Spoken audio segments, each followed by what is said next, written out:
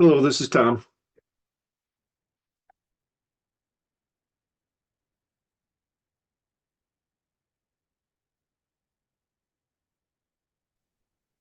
Hello, Tom.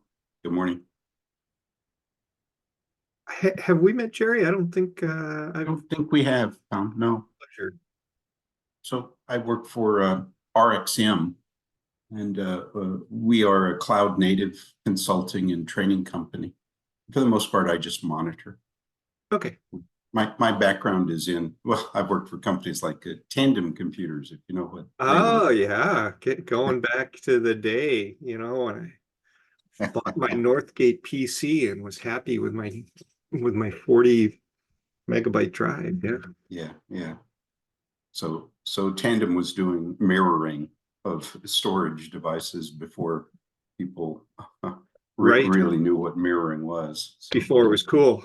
yeah.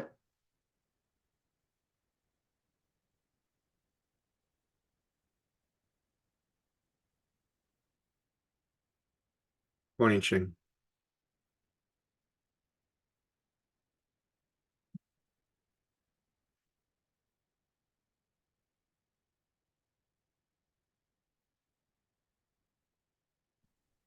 Oh, sorry, I was on mute.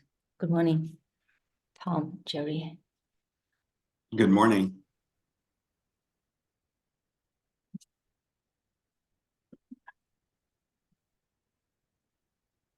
Raphael says he can talk about DR today. Nice.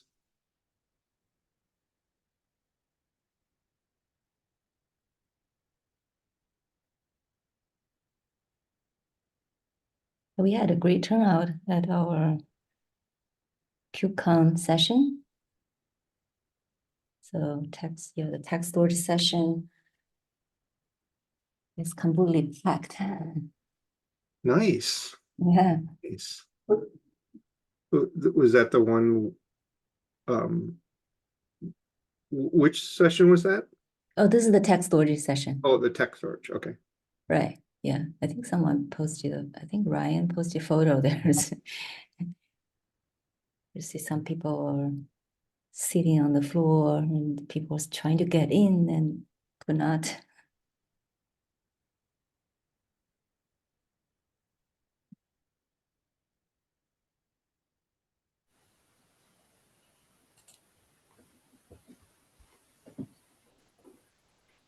Hello.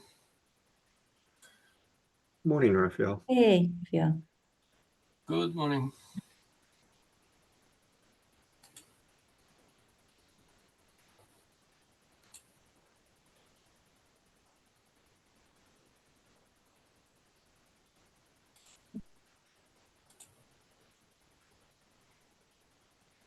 Let's give 2 more minutes.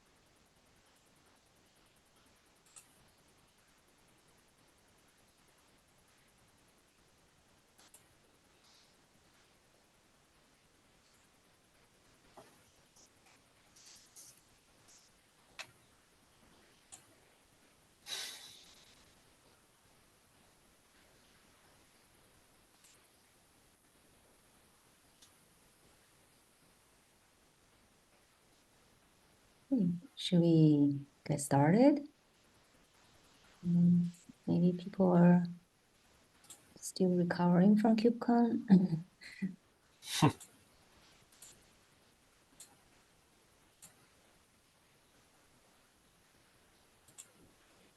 Yeah, we can probably get started. So then, okay, I will stop sharing then. Raphael, you have slides to share, right? Yes. Yes. All right. So let me go.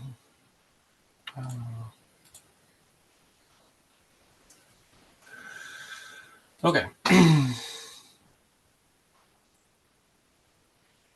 So this is a presentation.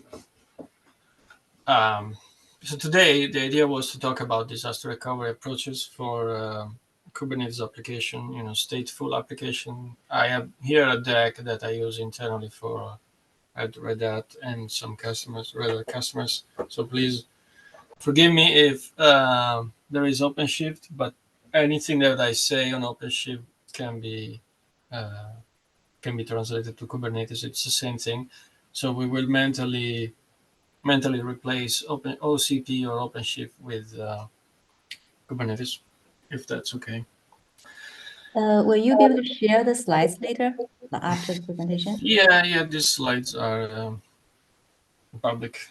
Yeah. Okay. All right. Thanks. Okay. So this is my point of view on how to do disaster recovery, and this is what I try to convince my customers to do, right, with mixed results. But still, let's keep in mind that many organizations use Kubernetes to build the place where they run their applications, right? So it's sort of a developer platform, right? That everybody's trying to build a developer platform or at least an application platform, right? Where they can run applications. So at some point, when you go from 1 to 2 clusters or 1 to 2 failure domain, you have to have the conversation about disaster recovery. Right? And this is how I like to have this conversation. Okay. The first, so that is the agenda. So the first thing is this slide that we have already seen a few times, right? But the point of this slide is to say these four are the archetypes that you can use to solve for a disaster recovery scenario. So these are archetypical disaster recovery strategies. The reality in these large organizations is that they probably use more than one, and then there are dependencies between applications. So the complexity is very high, right? And nobody really fully understands the disaster recovery process. But just to make the topic tractable somehow, right? To rationalize this complexity, these are the four approaches, right? And they're ordered in this slide from the less performant to the left to the most performant to the right, in using performance, using the KPI, typical KPI of disaster recovery, which are RPO and RTO, right? So you know what they are, what it means, right? But so we can go through all of these, and we'll do that very, very quickly in a minute. But what I try to convince my customers is that you don't have to pick one, right? You can have more than one. You can enable, if you're building a platform, you can perhaps enable capabilities in the platform to let the tenants of the platform, so the people who run applications, decide which approach to use, right? This is in contrast to what happens most of the times in organizations where there is an attempt to centralize the disaster recovery strategy into a single team, or maybe into infrastructure teams, right? So it depends on a very few organizations, and maybe the networking and the storage team, and they know what to do when there is a disaster. So that sounds good, right? But the problem is, if you do that, you probably have one approach, and everybody has to fit into that approach.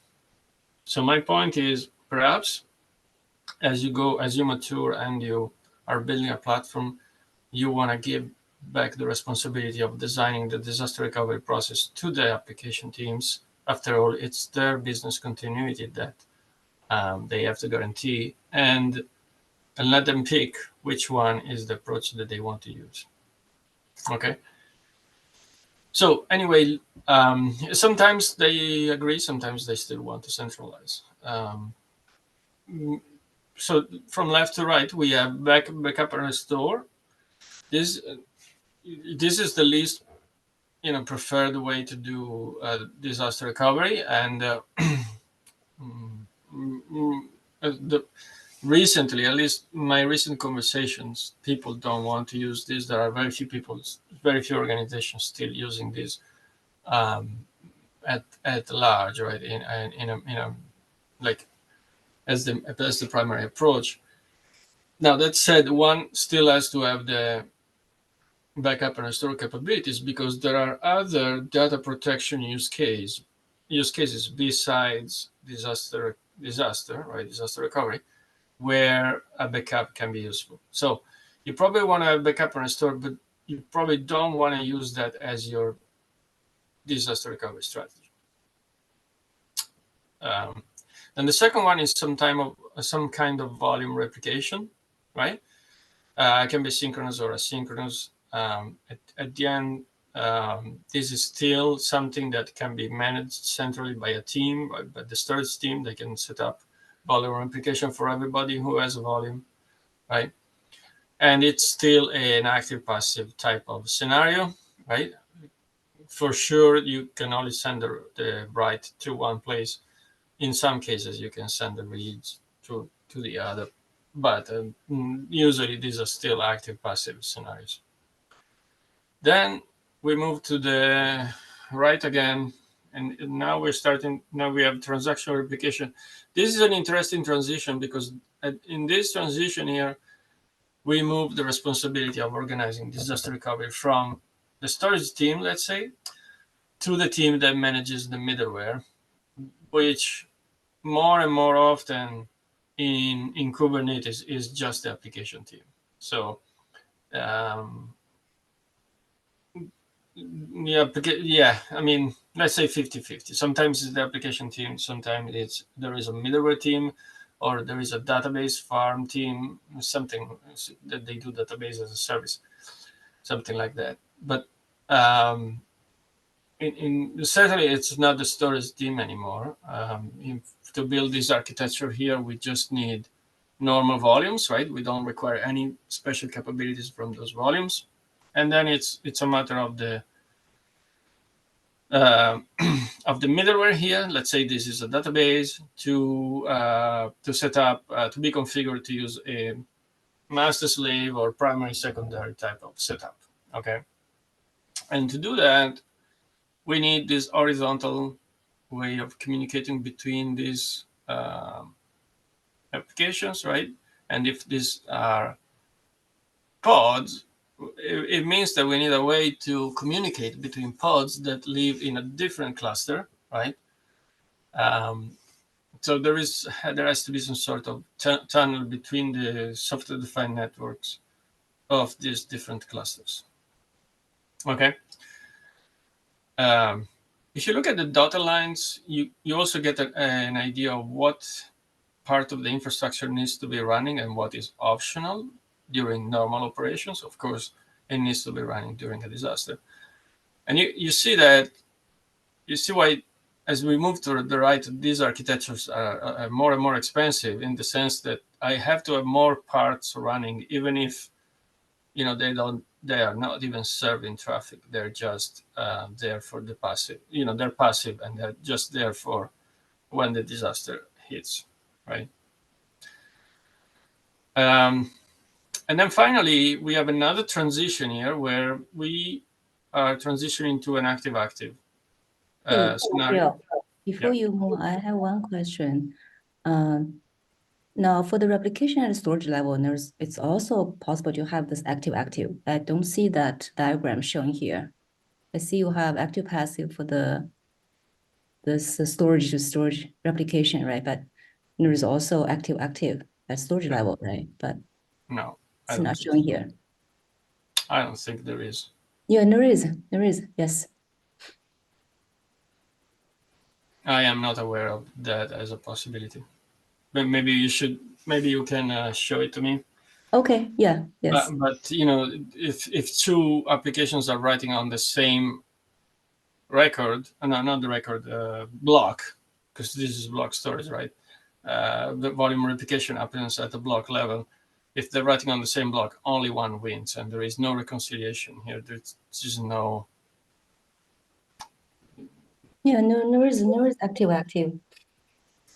I mean, you would have to have your storage. You would have to have your storage set up spread across geographies, right? Which is impossible to do. So nobody does that. I mean, you can have. So let me be clear. You can have like a system like Ceph, where 3 clients are connected to the same volume. If it's and let's say it still works somehow, even if it's block storage sometimes. But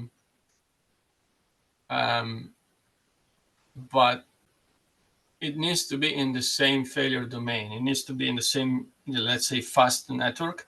If you when we cross the failure domain boundary, it means we are crossing regions, right? And the latency here is higher. If you try to build a Ceph cluster or any other storage cluster across a failure domain with a high latency, the performance would be horrible. So nobody can really build this as a single storage cluster. These are 2 storage clusters from which 2 volumes are being kept in sync by some special feature, right, of that storage provider. And when you do it like that, you cannot have active-active. Make Well, sense? those are usually called a metro. Yeah, those are there. Definitely those exist. Okay, well, I would like to see. Yeah, we can go back to that. Yeah, please. I would like to see it, and then we can discuss. Yeah. Like I said, I think course. you're more referring to something that happens within a single storage control plane, but these are 2 different storage control planes because they are across failure domains. Okay. So like I was saying, there is another boundary that we cross here, which because now we move to active-active. So as before, the responsibility for setting up the disaster recovery strategy falls into whoever is managing the middleware, right, or the stateful workload. But in this case, we in this case every instance can receive writes, so it's an active-active setup. And if we want strong consistency because of the leader election protocols and quorums, all of that stuff, we need at least 3 failure domains. That's the constraint that changes and throws off many organizations. Moving from 2 data centers to 3 data centers is something that is very hard to do, and it's why sometimes this architecture is hard to convince people to adopt this architecture. Okay, so and perhaps I was forgetting to say there is a global load balancer at the top in every of these architecture. Sometimes, when reacting to the disaster is something that is slow, we can assume that we reconfigure the global load balancer to send the traffic manually. But then as we move to faster RTOs or reaction time to the disaster, we probably want to be able to automate the global balancer. For sure, here it needs to be automated. So it needs to be a global balancer with enough smartness to understand that one of the failure domain perhaps is down because of a disaster, and it sends all of and then it starts sending all of the traffic to the other available failure domains. Okay. Questions? Okay, so going back to my initial reasoning, if these are the archetypical approaches to disaster recovery, and if we agree that we want to enable these capabilities in our platform, as opposed to just pick one and force everybody into that particular approach, then we should try to analyze what these capabilities are, right? So I have these slides to analyze what the capabilities are. And so, okay, so you see that for backup and restore, we need a backup and restore capability and the global load balancer, right? That's basically all we need. For raw volume replication, we need the volume replication capability and the global load balancer. For transaction replication, we need this east-west ability to communicate, a global load balancer. And then on the workload, we have a new section here of capabilities, a new requirement on the workload. On the workload, we need to be able to configure a primary, secondary type of setup. And then similarly for stateful workloads, we need global load balancer, east-west path, and then the ability to configure this fully distributed stateful workloads, so active-active. It's worth it to point this out because these are different products, right? This is a sort of old generation type of products can all work in primary, secondary, but there is a new generation of products starting from the NoSQL and more recently also SQL databases that are fully distributed. Okay. All right. So then one might say, if these are the capabilities, these capabilities are not present in a normal vanilla Kubernetes distribution, right? How can we build them into our platform so that we make them available as a self-service capabilities to the tenants of the platform, and then they can decide which one to use, right? Or perhaps we don't have to enable all of them. We can enable some of them, but we still let the final consumer decide which approach they want to use for disaster recovery. So following this reasoning, I have another slide here with some products that can help you implement those capabilities. And there are many other products. There was no way to. Hey, I actually got feedback on this one. When I went to the booth, I think the NetApp booth, someone take a picture of this one. They went to our session and said, "Hey, is there a way for for us to show up there?" Yeah, we can add NetApp. I'll take a note. No problem. Where do they want to be? I assume in the backup and restore part. Well, yeah, it's a thing. It's possible to add everybody here. So yeah, but so these are the 6 capabilities that were in the slide before, right? And these are so the 6. I have 6 section here with products that you can use to implement this capability. The backup and restore space is very crowded, both with open source, community-driven solutions, but also, commercial products. Volume replication, there is. I only put this 2, but I'm pretty sure there is much more here that you can leverage to do volume replication. These 2 are interesting because volume replication is a very old capability. They always existed, right? But these 2 make it available in container land, right? Make it available from within Kubernetes. So I can, as a tenant of a namespace, I can ask this volume to be replicated to the other cluster, and it's also a service, right? If I have NetApp, I'm sure I can configure volume replication from a NetApp cluster to another NetApp cluster, but it is the NetApp administrator that has to do that, right? It's not self-serviceable, at least not that I'm aware of, from the tenant. So that's, you know, that if we're building a platform, we need to make this kind of thing self-serviceable to the tenants, right? So these two were worthwhile calling out because of that reason.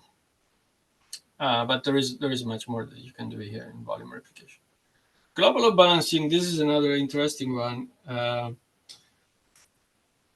Everybody has a global load balancer. It's not really the global load balancing capability that we're looking for here. What we're looking for is an ability to reconfigure the global load balancer based on what's happening, right? Based on what applications are deployed in each cluster and based on the health of those applications. In my knowledge, there is only this operator that is able to do that. It's now part of the CNCF. I think it's incubating. I think we would like to see more options of this for operators that configure global load balancer. So K8GB works when your global load balancer is a DNS, right? But sometimes you want a global load balancer to be an Anycast style of IP, right? And so an IP that it's across regions. It's like a VIP across regions. And there isn't much that you can use there yet for people that work with Kubernetes.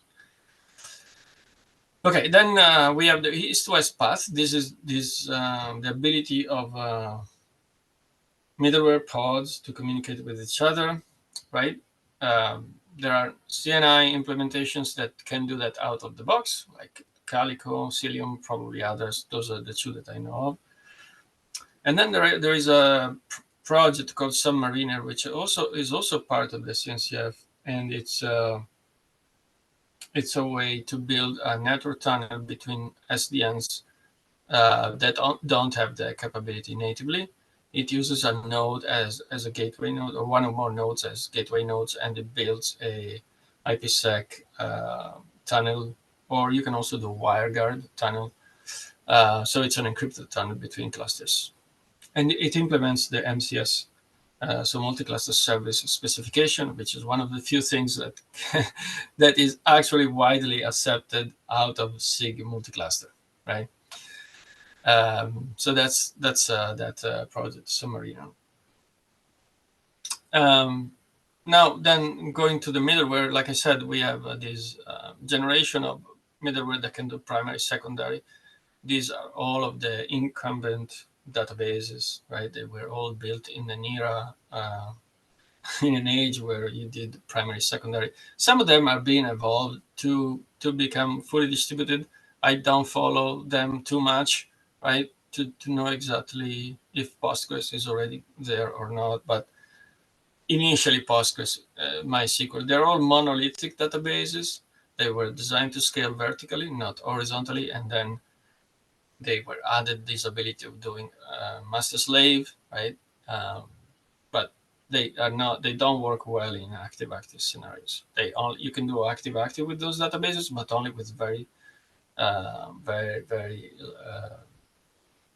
little latency. So they don't work across regions, as we saw before.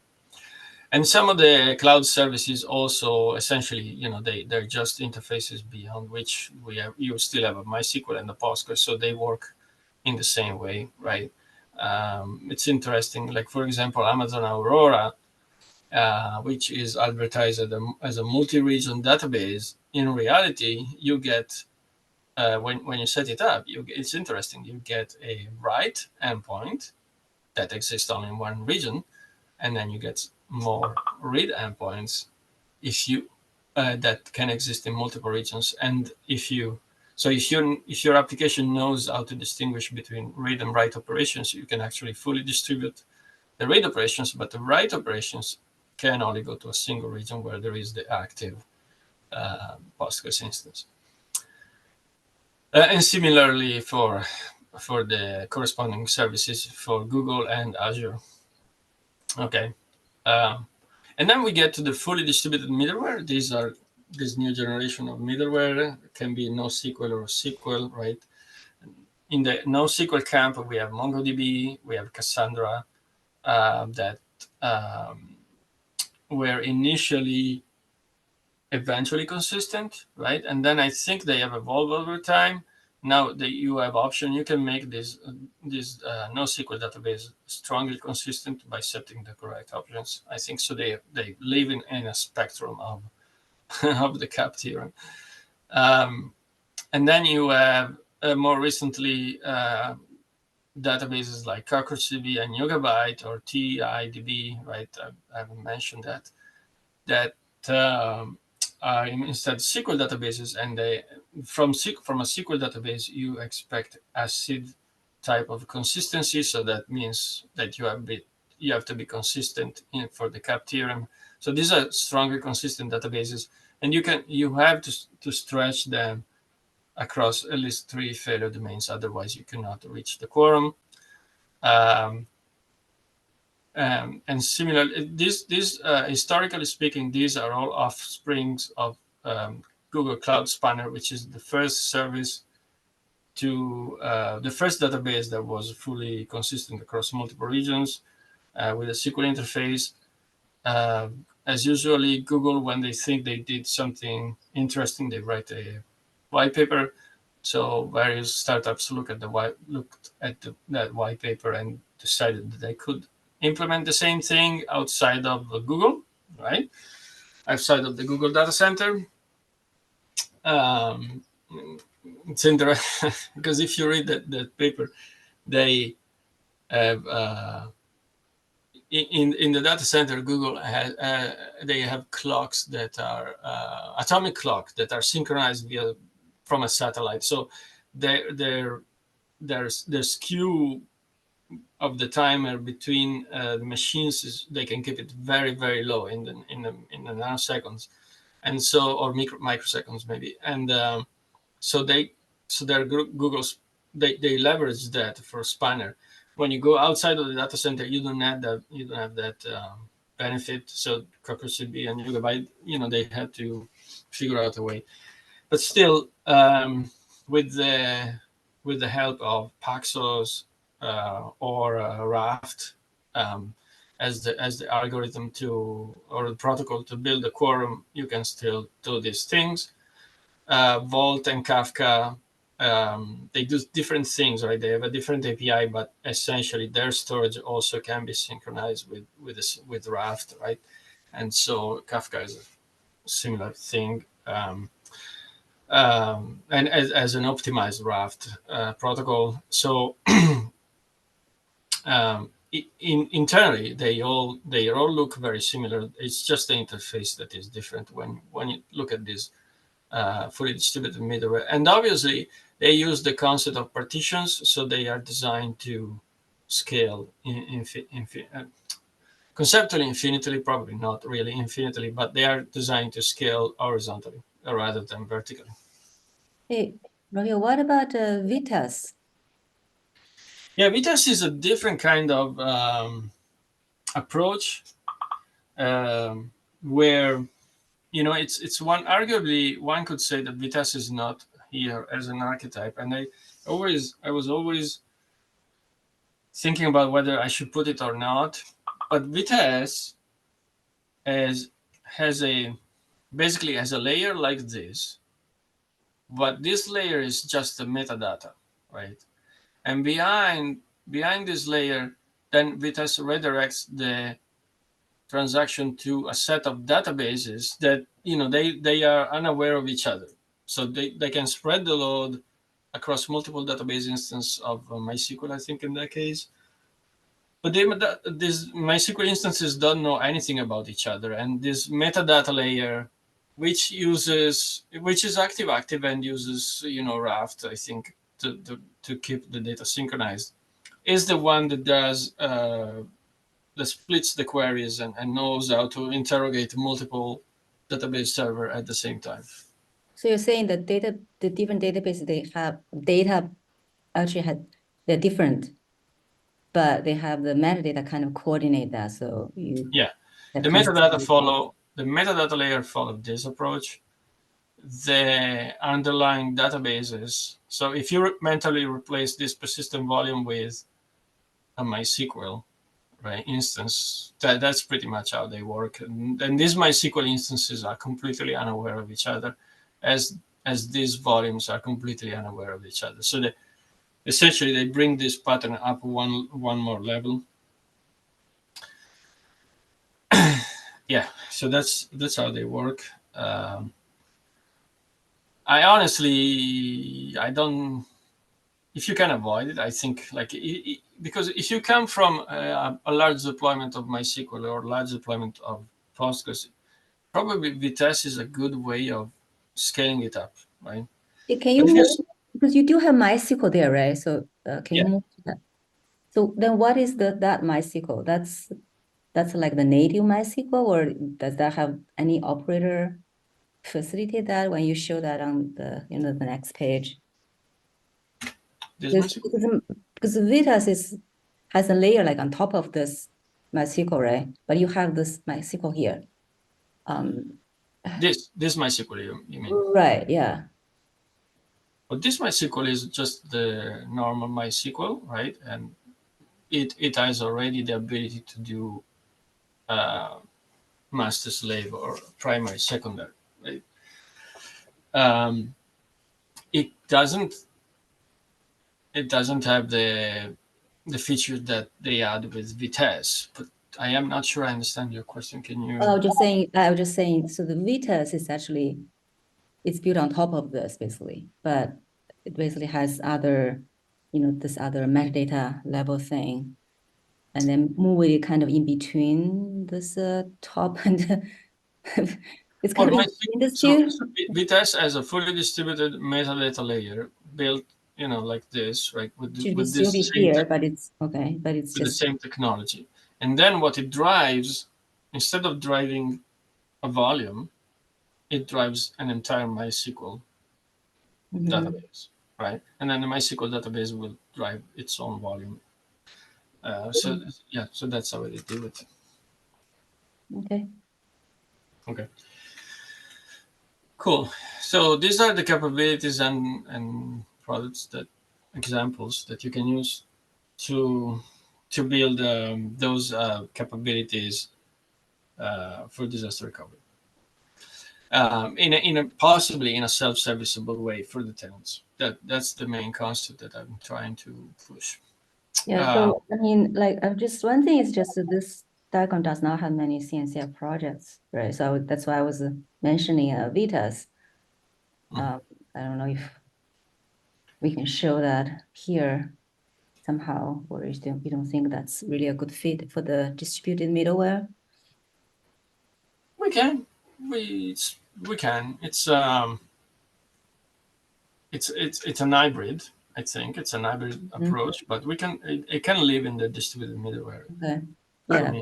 Yeah. I guess, Raphael's sharing Red Hat information, and that's great. Appreciate it. But I don't think it's Red Hat's responsibility to make sure they be the curator of all the databases and products. I think that falls in the CNCF tag is something that we could do. And I'm thinking about how the CSI driver allows anybody to, do a pull request to add them in so that you can say, I'm here too with this capability. And maybe that's something we want to think about offering as, the bulletin board, if you will, for these kind of capabilities, and let projects, stick their flyer on the board and self. That's a good, because I think, like Vitess may say, hey, if you got a database or RocksDB underneath the shard, who cares? It's still a distributed middleware. I'm in this bucket. And it shouldn't be us deciding that. I think the project. Yeah. Another thing I noticed that this page actually is different from the one that Raphael we showed in our tech story session. That one has more open source projects. That one actually I just checked it actually has like Rook and I think Alex. This is the Red Hat version, right? So it's a little different. it's an internal version that I used. Yeah. Red Hat. It's as you can see, there's a lot of stuff that is not Red Hat in the Red Hat portfolio, right? But yeah, Hundreds of databases, so it's not like you can get them all. yeah, it would require a lot of room. Yeah. Yeah, we But- actually also have the, if you look at this other page, we also have the K8 app, right? So those are actually in CNCF. So Right, but I certainly didn't remake this slide for this presentation. I'm just reusing something that yeah, understood. I actually just look Right. at this other page. I think that definitely has more. I think the concept is important here, that if you decide to build these capabilities, you have options, right? That was the concept that I was trying to convey. You know, this central column is where you don't have a lot of options for global balancing and east-west, which interestingly are networking capabilities. But for everything else, you have a lot of options, and then the considerations are in another space. It's not can we do it, is more about, okay, you're coming from an history of Oracle, let's say, now you want to go fully distributed, you can do it, but it's a database, it's a data migration, it's a database migration. Those can be very painful, right? Are you going to actually do it or not? Those are the kind of conversation you end up having when you evaluate these possibilities. Yeah, this is a really excellent starting point. So there are, I guess, different vendor, whether it's the standalone or public cloud vendor, they have their own solutions, choices.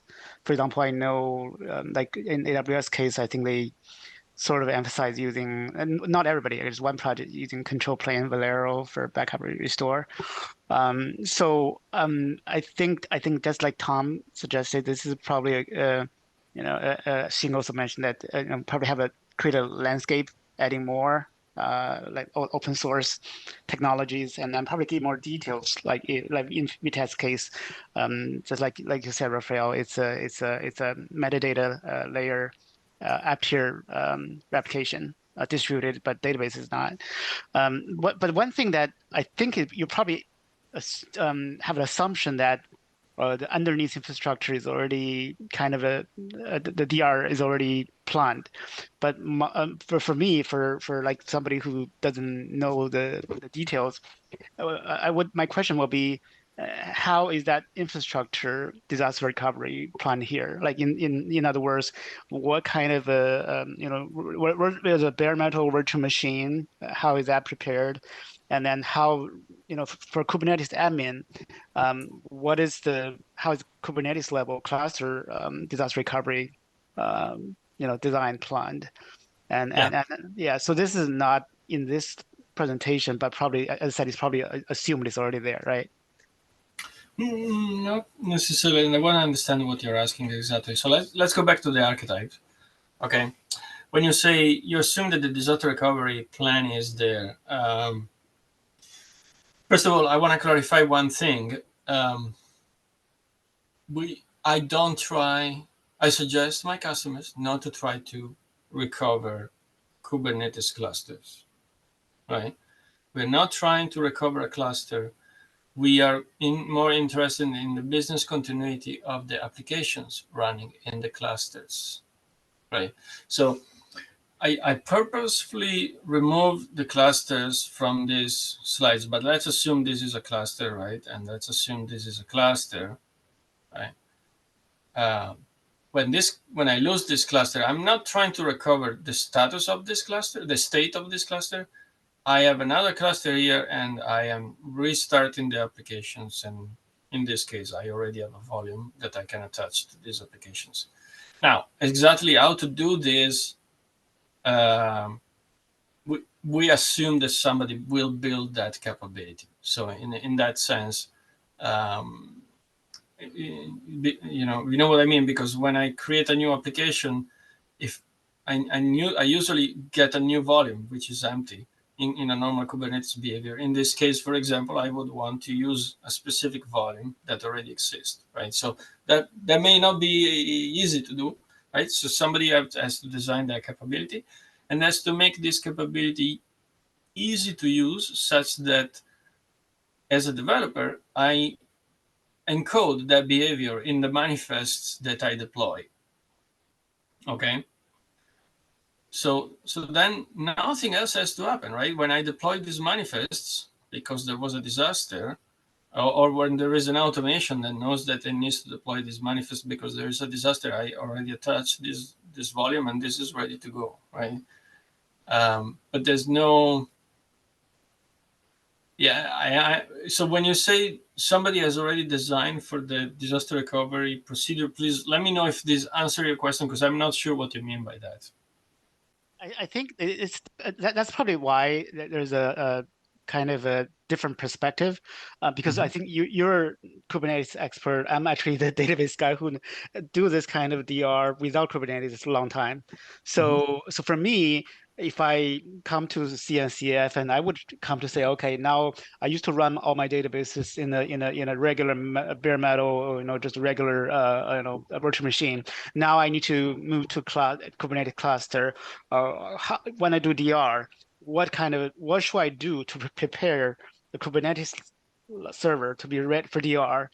So I can do my regular DR stuff, which you described just now. So for me, meeting those information, which probably I would assume should come from CNCF Kubernetes, is not there, is not in this picture. Okay, so a level down on what should happen. Yeah, no, it's not in this picture. I assume that there is some level of understanding of how Kubernetes works. That's right. But I try to make it clear in the conversation that we don't restore the cluster. We don't try to restore the cluster. We worry about the workloads of the cluster and what was lost and how to recover it. But we don't try to recover the clusters. That approach doesn't work. etcd backups and restore. Those kind of things don't work. That's the first message. Second message is there should be, like I was trying to say, there is a team that manages OpenShift, and they have to engineer these capabilities in such a way that they become easy for the developers to use.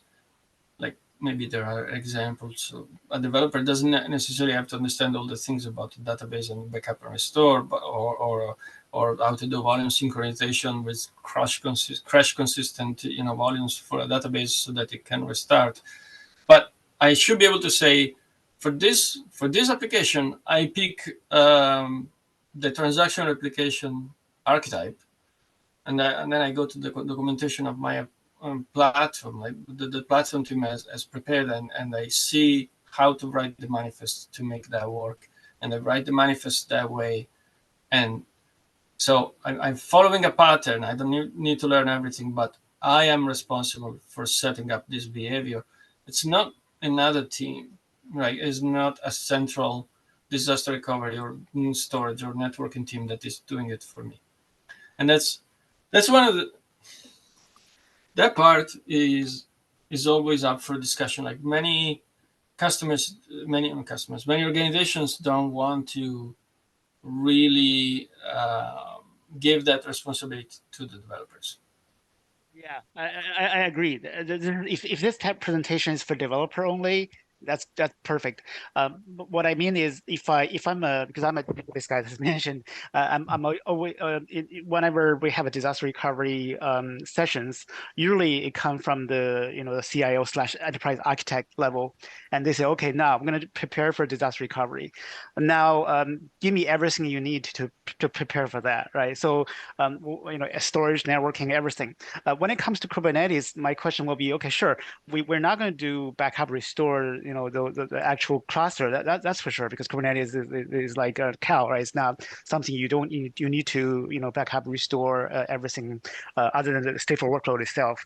But what you still need is to, if I have two data centers, New York and Chicago, or if New York goes away, what do I need in Chicago? Whether it's public cloud vendor, a server, that's hardware, that's infrastructure, lower level, out of scope. Then on top of that, what do we need for the cluster? Where how many cluster are there? Those metadata, right? And in a cluster, how many GPU you need, and how they relate, and security setup.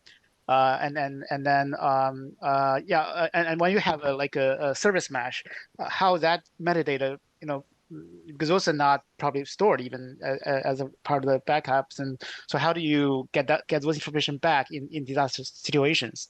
So those information at this point is missing in the ecosystem. There's nowhere to be found. Okay, so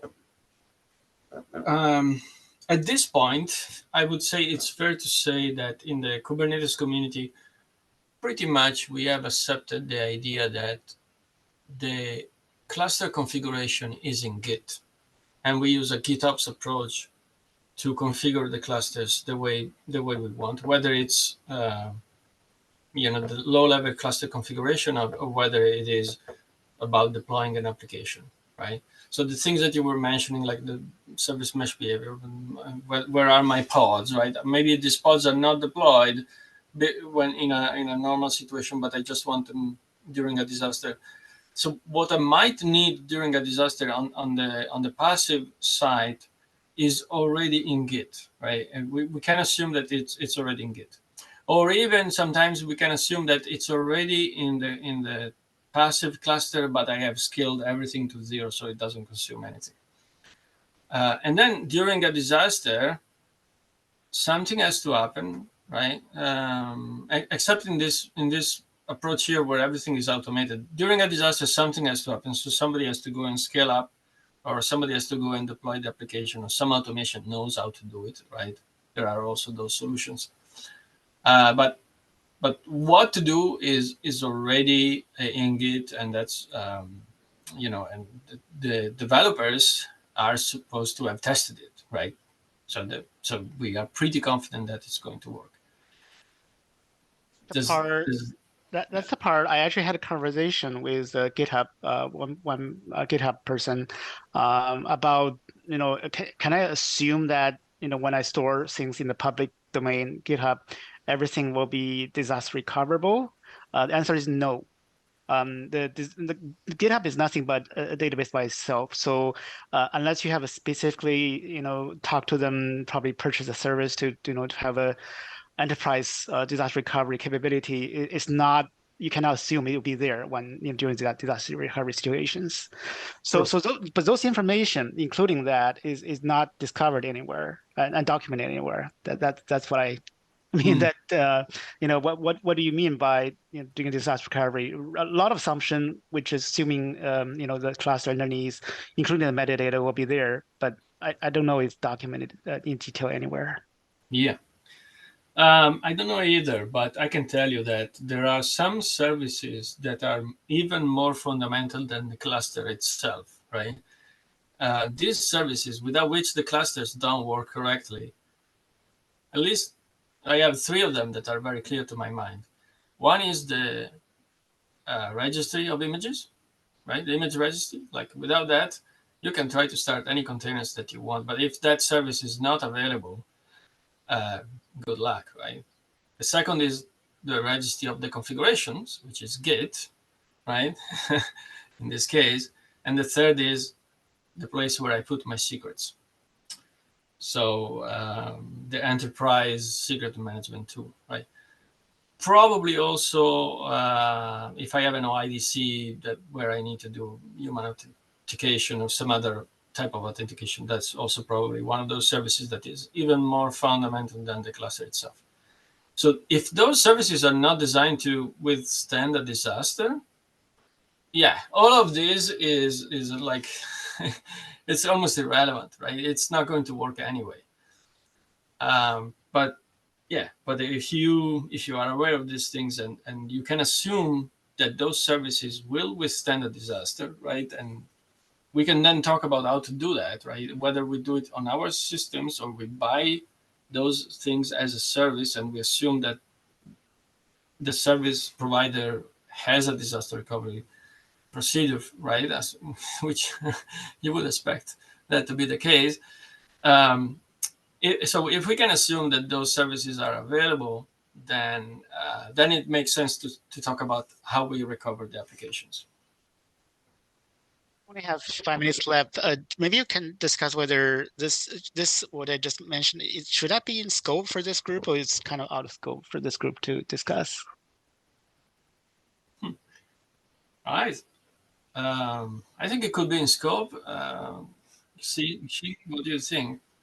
You're talking about like it's almost like infrastructure DR. What you're Yeah, basically everything and everything you need to do for a company to adopt Kubernetes or any cloud native, everything you need to do to make sure everything is available when you go from one primary data center to the DR data center.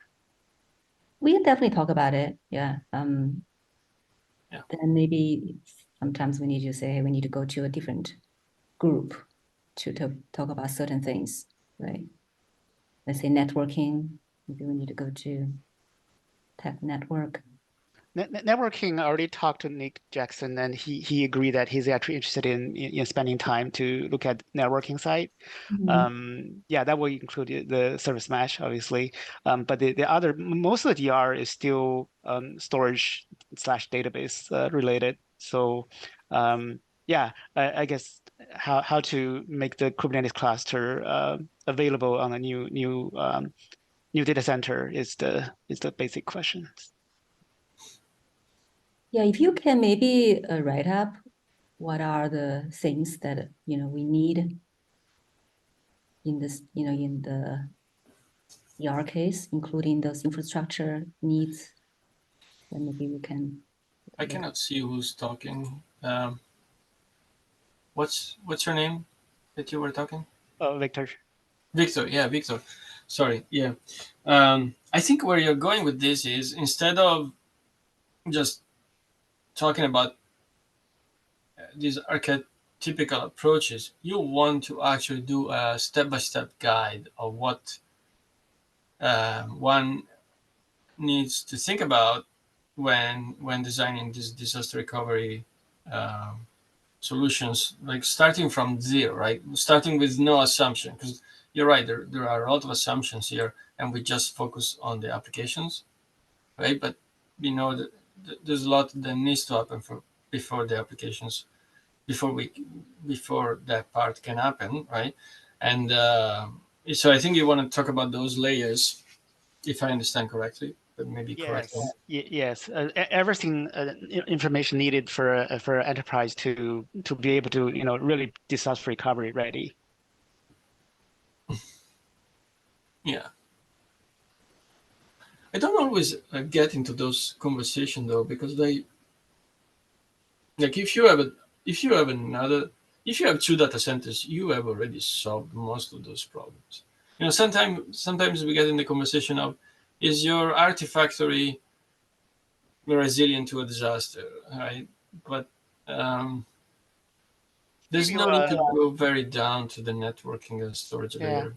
Maybe just give it an older, a non-cluster example. Like in the past, database in the past can be standalone server and can be clustered server, right? So it's very common that the primary data center have a cluster database, whereas in the DDR data center there's no cluster, so all the database servers are standalone. So if in that case, unless you prepare the DR center with cluster ready servers, you won't be to have the cluster database ready in disaster recovery situations. Unless you prepare, what do you mean by unless you prepare it? So for a cluster, I'm not talking about shared everything architecture. So 1, 2 because you used to work for Oracle. So 1, 2 servers share the same storage, right? So most servers you don't have a concurrent access to the same storage volume, whereas in the Oracle RAC, in that case, the two servers have concurrent access to the same server. Right. So unless you prepare that on a disaster recovery DR data center, when disaster hit the primary data center, you will not have those hardware or even the cluster ready to fulfill over. Similar for Kubernetes cluster. If you don't have those metadata ready, how do you get it Mm. ready there. Okay, I see. Yeah, there is an underlying assumption that maybe it's hard to believe, but we can. We assume that we can describe the need that we have from the infrastructure via a set of declarative manifests, right? So once Hey, they are ready, Sorry to interrupt. I think we are yeah, we are at time. put it Okay, down. Yeah, maybe we can yeah, continue another time. yeah. All right. Thank you. Thank you, Raphael, for your Hey, presentation. you're welcome. Raphael, You can- that was great. Would you mind posting in chat the link to the deck? Sure. Thank you. You can I'm put gonna it in the respond. agenda. Maybe put it in the agenda doc. Yeah. Perfect. Yeah. Perfect too. Thank All you. right. Thank you. All right. Bye. Bye bye.